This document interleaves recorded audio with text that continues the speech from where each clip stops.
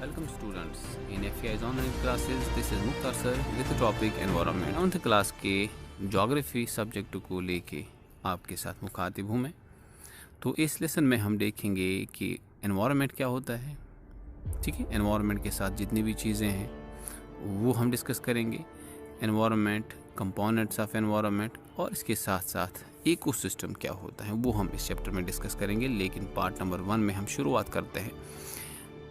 जो पॉइंट हमारे पास पहला है दैट इज़ एनवायरनमेंट। एनवायरनमेंट आप ऐसे समझ लेना यार, जितनी भी नेचुरल या मैन मेड थिंग्स हमारे पास इर्द गिर्द में आती हैं टोटलिटी में, या उनको हम सिंपल में एनवायरनमेंट का नाम दे सकते हैं। आंखें खोल के जितनी भी चीज़ें आपको नज़र आएंगी वो आप गिन लेना भाई साहब, किस में उसको उसी को एनवायरनमेंट कहा जाता है।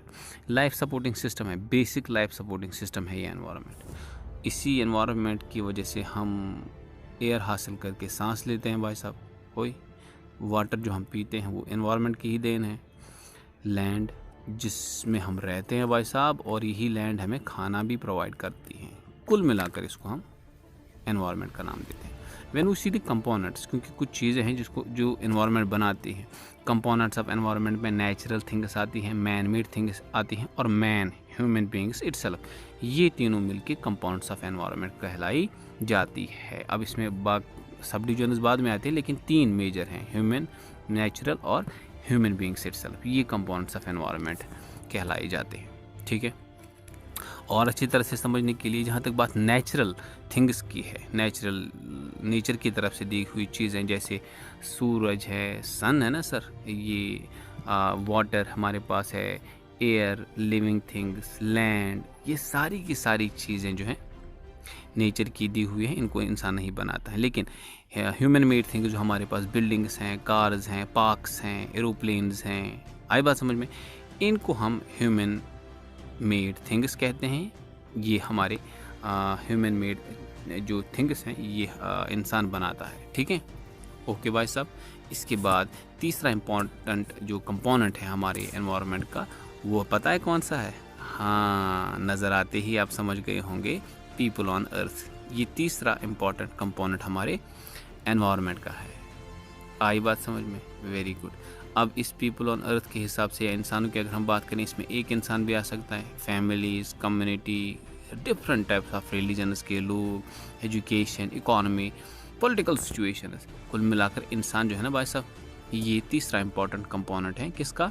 एनवायरनमेंट का। पहला नेचुरल, उसके बाद मैन मेड, उसके बाद मैन इटसेल्फ। अब इस नेचुरल एनवायरनमेंट को अच्छी तरह से समझने के लिए हम इसको 2 इम्पॉर्टेंट हिस्सों में बांटते हैं अच्छी तरह से। एक इस हिस्सा है बायोटिक और दूसरा है एबायोटिक, ठीक है। बायोटिक और एबायोटिक, सवाल दिमाग में उठेंगे ना, बिल्कुल जवाब भी देते हैं। जहाँ तक बात बायोटिक एनवायरनमेंट की है, बायोटिक कंपोनेंट जो हमारे एनवायरनमेंट के हैं, इनका नाम सुनते ही आपके दिमाग में क्या आता है? बिल्कुल सही। इसमें जितने भी हमारे एनवायरनमेंट में लिविंग ऑर्गेनिजम्स आते हैं उनको हम बायोटिक कंपोनेंट्स में लेते हैं। जितने भी लिविंग ऑर्गेनिजम्स हैं, छोटे हैं, बड़े हैं, पूरे बायोटिक कंपोनेंट्स को हम 2 हिस्सों में बांटते हैं, प्लांट किंगडम और एनिमल किंगडम। जितने भी प्लांट्स हैं और जितने भी एनिमल्स हैं इंसानों के साथ, इसको हम इसी कैटेगरी में लेते हैं, ठीक है, बायोटिक कैटेगरी में लेते हैं। अब इसके बाद दूसरा हिस्सा जो इसका है वो है एबायोटिक कंपोनेंट्स। एबायोटिक कंपोनेंट्स का नाम बिल्कुल आपको नॉन लिविंग एलिमेंट्स की तरफ इशारा करता है। जितनी भी नॉन लिविंग थिंग्स हैं, लैंड है, एयर है, वाटर है, वो एबायोटिक कंपोनेंट्स कहलाए जाते हैं, ठीक है। इसके बाद हमारे पास डोमेन्स, आपके पास सवाल आएगा डोमेन्स ऑफ एनवायरनमेंट। हमारे पास 4 हैं, हाइड्रोस्फीयर, एटमॉस्फेयर, लिथोस्फीयर, और चौथा कौन सा है? बायोस्फीयर। जहाँ पर ज़िंदगी मुमकिन है या जहाँ पर ज़िंदगी पाई जाती है उसको हम बायोस्फीयर का नाम देते हैं। अलग अलग समझने की कोशिश करें, बिल्कुल सर करते हैं। पहला जो इम्पॉर्टेंट डोमेन हमारे एनवायरनमेंट का है that is lithosphere. Okay, lithosphere. What is lithosphere? सवाल आपके सामने है और जवाब मैं देता हूँ। लिथोस्फीयर, जहाँ तक इस वर्ड की बात है, ये ग्रीक वर्ड लिथोस से लिया गया है। लिथोस का मतलब पता है क्या है?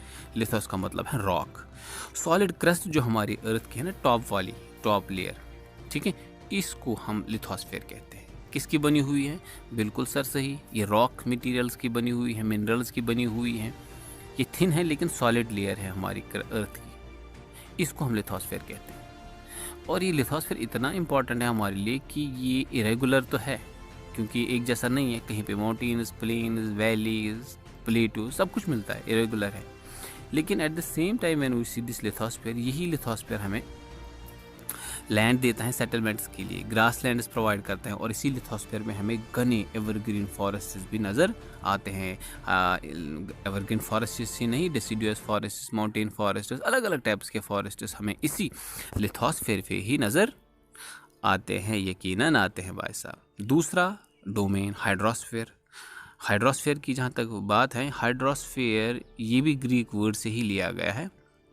हाइड्रोर एक ग्रीक वर्ड है, इसका मतलब निकलता है वेपर। तो पानी वाला हिस्सा हमारे एनवायरनमेंट का, ये लगभग अगर आपको बताएं, there is at least 71% earth surface covered with water. लेकिन आपको पता है 1% से भी कम है जो पीने लायक हैं, बाकी सारा जो है सैलिन वाटर है, जो ओशंस एंड सीज में पाया जाता है। तो ये दो जो है डोमेन्स हमने इस पार्ट 1 में डिस्कस किए, और एनवायरनमेंट को हमने डिस्कस किया। इस वीडियो के पार्ट नंबर 2 के लिए आप इंतज़ार कीजिए। तब तक सलामत रहिए, खुश रहिए, अल्लाह हाफिज़।